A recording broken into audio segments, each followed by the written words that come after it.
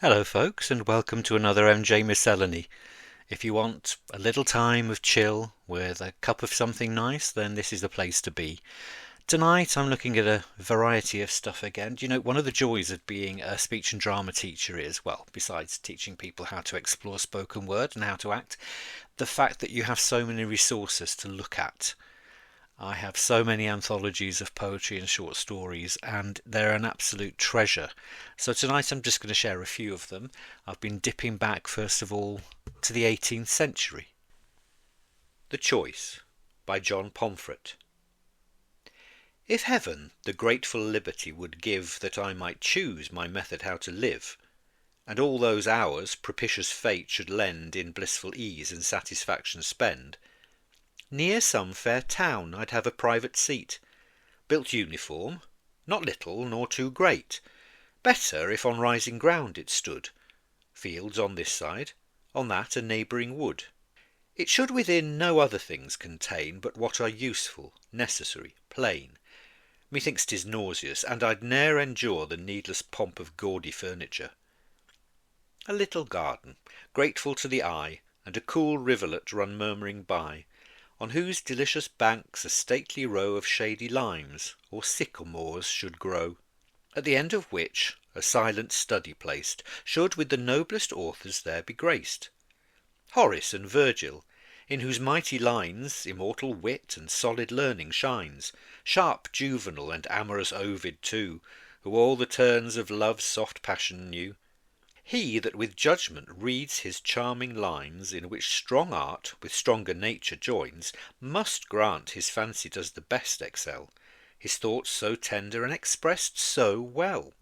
With all those moderns, men of steady sense, esteemed for learning and for eloquence, in some of these, as fancy should advise, I'd always take my morning exercise, for sure no minutes bring us more content than those in pleasing useful studies spent.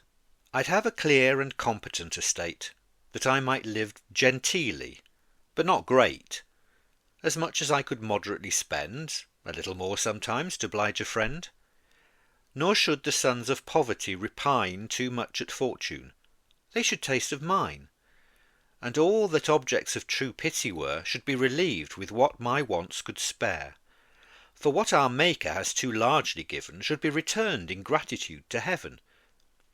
A frugal plenty should my table spread, with healthful, not luxurious dishes fed, enough to satisfy, and something more to feed a stranger, and the neighbouring poor.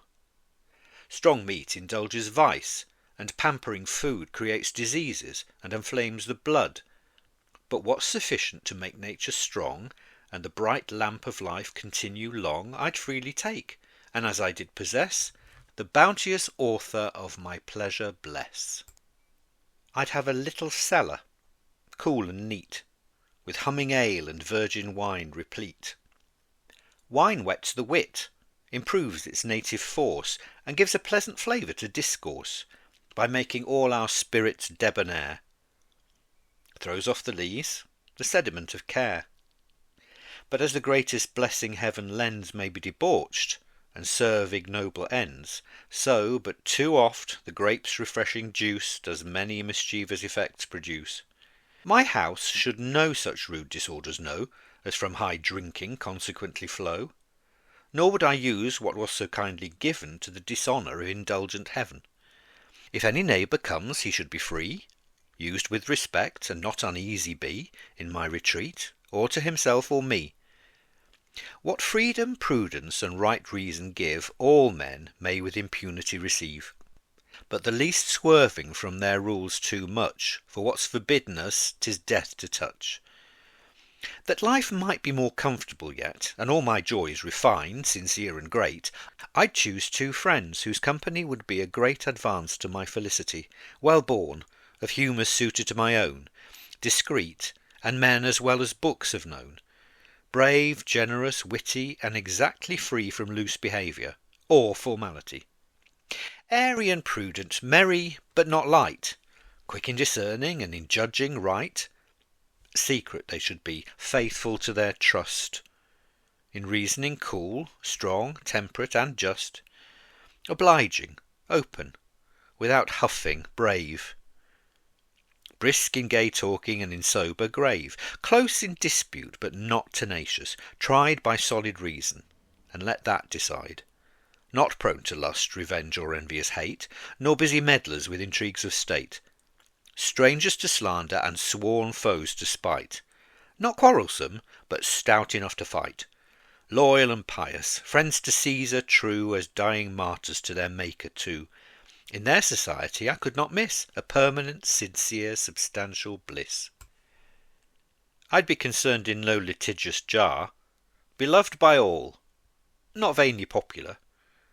Whate'er assistance I had power to bring to oblige my country, or to serve my king, whene'er they called, I'd readily afford.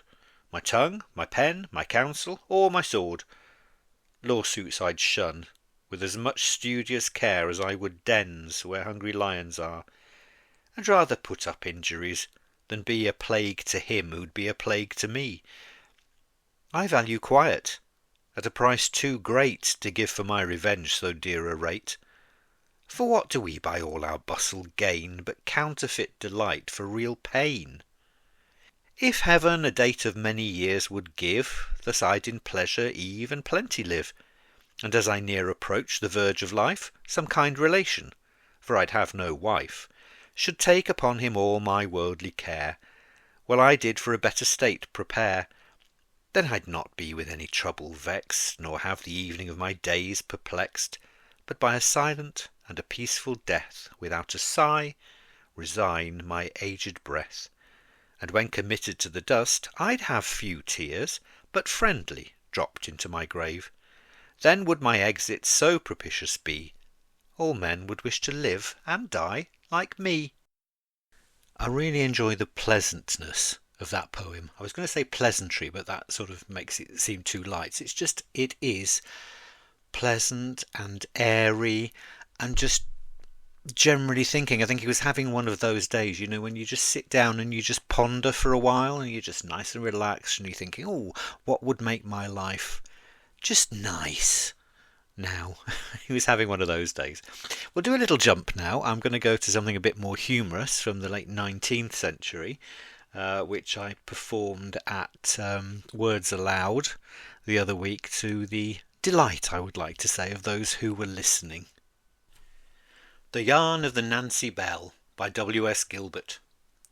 'Twas on the shores that round our coast from Deal to Ramsgate span, that I found alone on a piece of stone an elderly naval man. His hair was weedy, his beard was long, and weedy and long was he. And I heard this wight on the shore recite, in a singular minor key, "Oh, I am a cook, and a captain bold, and the mate of the Nancy brig, and a boatswain tight, and a midshipmite, and the crew of the captain's gig."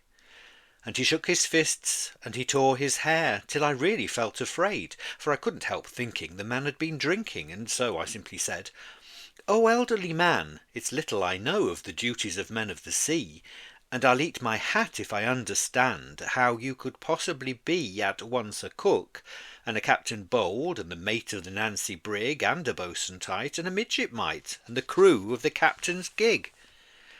Then he gave a hitch to his trousers, which is a trick all seamen learn, and having got rid of a thumping quid, he spun this painful yarn.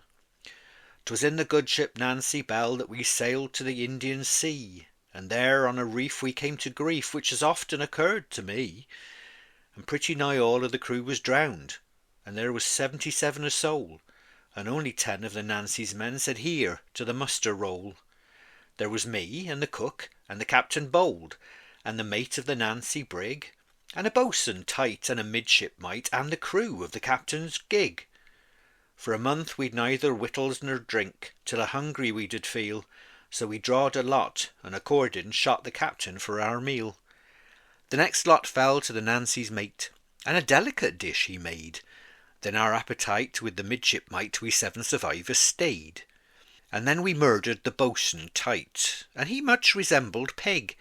Then we whittled free, did the cook and me, on the crew of the captain's gig.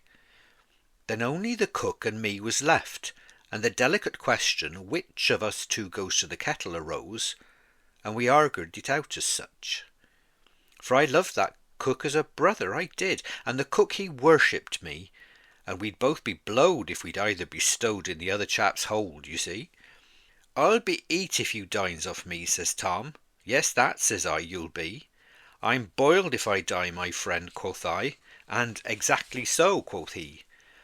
Says he, here, dear James, to murder me were a foolish thing to do, for don't you see that you can't cook me, while I can and will cook you?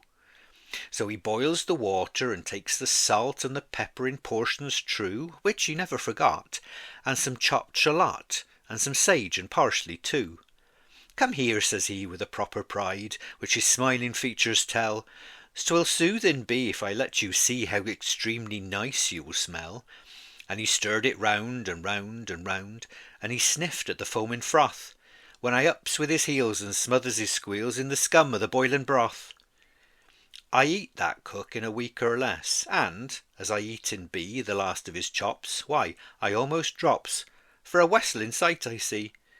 And I never laugh, and I never smile, and I never lark nor play, but I sit and croak, and a single joke I have, which is to say, oh, I am a cook and a captain bold, and the mate of the Nancy brig, and a boatswain tight and a midshipmite, and the crew of the captain's gig. This next one is a piece of flash fiction that I wrote for one of the Dead Chuffed Words Aloud live events. We have a theme every month, and the theme for this one was Make, Do and Mend, of course, which made me think of the war. So here's the short story, Make, Do and Mend. Time ticked as May sewed the turned sheets, then rehemmed her work skirt. Quiet of the evening. She would unwind Tommy's pullover tomorrow, make the gloves he needed, with enough for a slip-over. Sirens wailed. Upstairs to bring the comatose kids downstairs, down the cellar steps to that reinforced corner.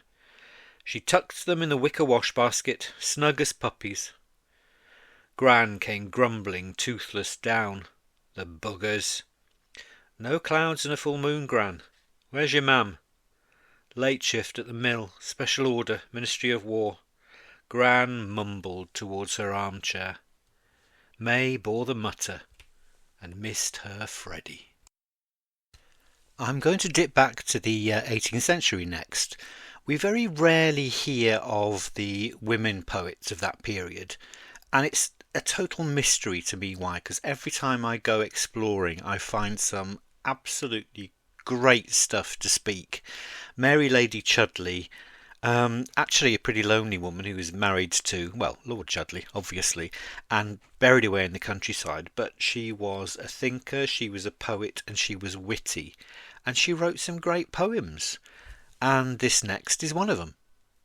To the Ladies, by Mary Lady Chudleigh. Wife and servant are the same, but only differ in the name. For when that fatal knot is tied, which nothing can divide, when she the word obey has said, and man by law supreme is made, then all that's kind is laid aside, and nothing left but state and pride. Fierce as an eastern prince he grows, and all his innate rigour shows. Then but to look, to laugh, or speak, will the nuptial contract break. Like mutes she signs alone must make, and never any freedom take, but still be governed by a nod, and fear her husband as her God. Him still must serve, him still obey, and nothing act, and nothing say, but what her haughty lord thinks fit, who, with the power, has all the wit. Then shun, oh shun that wretched state, and all the fawning flatterers hate. Value yourselves, and men despise. You must be proud if you'll be wise. I hope you've enjoyed this miscellany. I've certainly enjoyed putting it together for you. I have one more before I go, and this is, well, we're tripping back to the 19th century again. It's a little fond farewell for you. If you're listening to this at night and you're chilling, and I hope you've managed to relax, and I hope you've enjoyed something soothing about the poetry that's here, and maybe been a bit entertained. So I thought you might as well have a lullaby. Norse Lullaby by Eugene. The sky is dark and the hills are white, The Storm King speeds from the north tonight, and this is the song the Storm King sings, as over the earth his cloak he flings. Sleep, sleep, little one, sleep. He rustles his wings and gruffly sings, Sleep, little one, sleep. On yonder mountain side a vine clings at the foot of a mother pine, and only the vine can hear her sing, Sleep, sleep, little one, sleep. What can you fear when I am near? Sleep, little one, sleep. The king may sing in his bitter flight, the tree may croon to the vine tonight, but the little snowflake at my breast liketh the song I sing best. Sleep, sleep, little one, sleep. Weary thou art anext my heart. Sleep, little one, sleep.